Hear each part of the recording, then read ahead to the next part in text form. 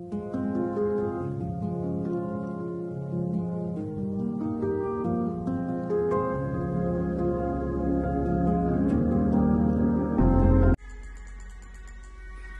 queridos amigos y amigas, de nuevo con todos vosotros en estos estudios sencillos de la Biblia. Estamos hoy en el tema 314 y estudiaremos el capítulo 9 del libro de Job. Y como siempre tenemos a Francisco que nos va a dirigir la palabra. Así que adelante Francisco, puedes comenzar. Comienzo este capítulo 9 leyendo el primer versículo, que es cortito pero dice así: respondió Job y dijo. Este capítulo 9 y también el 10 registran el tercer discurso de Job, en el cual reconoce la omnipotencia de Dios y también a la vez su propia insuficiencia. Entonces comienza otra queja melancólica de sus aflicciones. Pues yo leo el versículo 2, que dice: ciertamente yo sé que es así. ¿Y cómo se justificará el hombre con Dios? Job reconoce la exactitud de los argumentos de su amigo Bildad, por lo que pregunta sobre la justificación del hombre.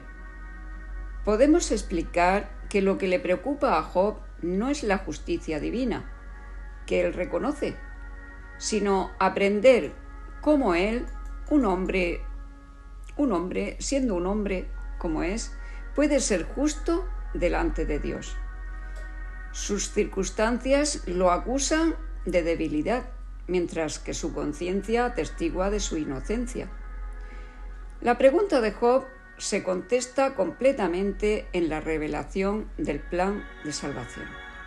Leo los versículos 3 y 4 que dicen: si quisiere contender con él, no le podrá responder a una cosa entre 1000. Él es sabio y de corazón, y poderoso en fuerzas. ¿Quién se endureció contra él y le fue bien?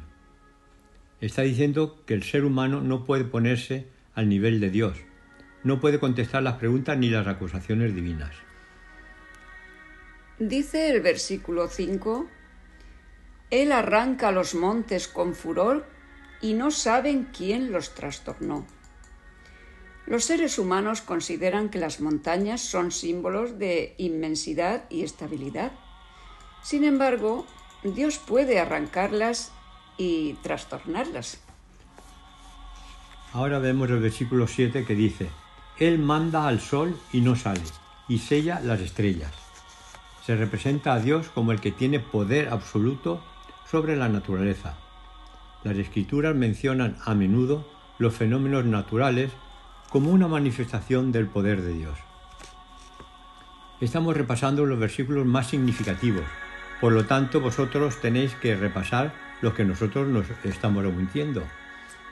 El versículo 10 nos dice lo siguiente: Él hace cosas grandes e incomprensibles y maravillosas sin número. Este versículo repite casi al pie de la letra las palabras que habló Elifaz en el capítulo 5. Elifaz ve en las maravillas de la creación de Dios una expresión de la bondad divina, al paso que Job solo parece ver el poder de Dios. Quizás estas palabras eran corrientes en los labios de los religiosos de tiempos antiguos. Bueno, veamos lo que dicen los versículos 16, 17 y 18. Dice: si yo le invocara y él me respondiese, aún no creeré que haya escuchado mi voz, porque me ha quebrantado con tempestad y ha aumentado mis heridas sin causa. No me ha concedido que tome aliento, sino que me ha llenado de amarguras. Dice Job: si yo hubiera desafiado a Dios a una disputa y él la hubiera concedido, y me hubiera emplazado a defender mi causa en su tribunal de justicia, y aun así yo no podría suponer que él realmente tuvo esa intención y que me fuera a consentir que osadamente estuviera en tela de juicio sus acciones. Una condescendencia tal le parece inconcebible a Job. Veamos el versículo 28. Dice: me turban mis dolores, sé que me tendrás por inocente. El sufrimiento de Job crecía por su temor de que Dios lo condenara. La frustración, la duda, el temor quizá devoraban a Job tanto como su dolor físico.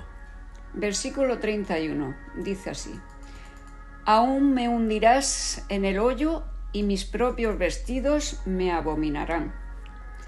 No importa, dice Job, cuán limpio y puro me empeñe en hacerme a mí mismo. Dios me arrojará de nuevo en el sucio fango. Bueno, y ahora leo el versículo 32, que dice: porque no es hombre como yo, para que yo le responda, y vengamos juntamente a juicio. Job no vislumbra esperanza alguna de llegar a un entendimiento con Dios, por causa del abismo que los separa. Dios es infinito y eterno, mientras que Job es dolorosamente consciente de su propia limitación mortal. Versículo 33 dice: No hay entre nosotros árbitro que ponga su mano sobre nosotros dos. En su disputa con Dios, Job cree que no hay nadie a quien pueda acudir como árbitro.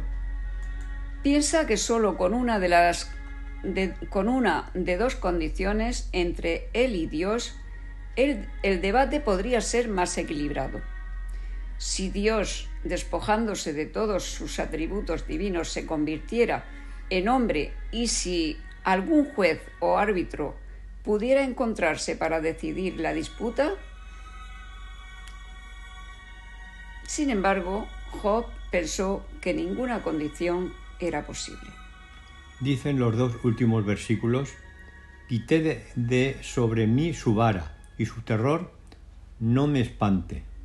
Entonces hablaré y no le temeré, porque en este estado no estoy en mí.